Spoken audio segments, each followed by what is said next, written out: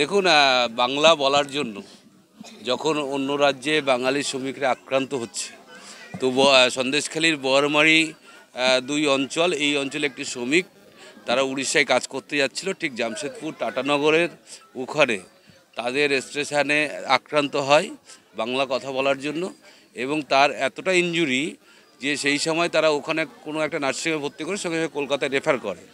কিন্তু যেহেতু এরা শ্রমিক পরিবার, এরা এতটা বোঝে না, কলকাতায় কোথাও একটা দেখাচ্ছিল, দেখা দেখাতে ওরা মালঞ্চই নিয়ে আসে। মালঞ্চ একটা নার্সিংহোম, যেখানে চিকিৎসা কিছুই নেই, সেখানে ভর্তি করে। এবং পরিবার তখন আমাদের সঙ্গে যোগাযোগ করার সঙ্গে সঙ্গে তৎক্ষণাৎ তাকে আমি এমপি শামিরুল সাহেব এবং মন্ত্রী সুজিত বোসকে ফোন করার পরে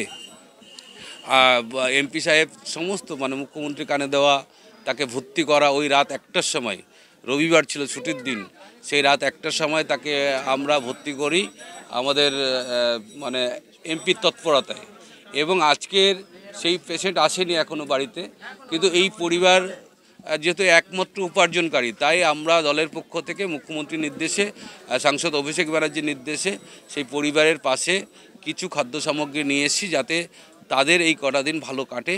কারণ ওই শ্রমিক পরিবারটি একমাত্র উপার্জনকারী, তার 2টো বাচ্চা আছে, ফলে তাদের পাশে এসে দাঁড়ালাম। নিশ্চয়ই এটা আমি বলেছি, অনলাইন করলে আমরা যত তাড়াতাড়ি পারি সেটার ব্যবস্থা করে দেওয়া হবে। একদম আমাদের সবাইকে বলে যাচ্ছি, যে সমস্ত পরিযায়ী শ্রমিক আছে তারা আমাদের সঙ্গে যোগাযোগ করলে তৎক্ষণাৎ তার অনলাইন আমরা করে দেবো।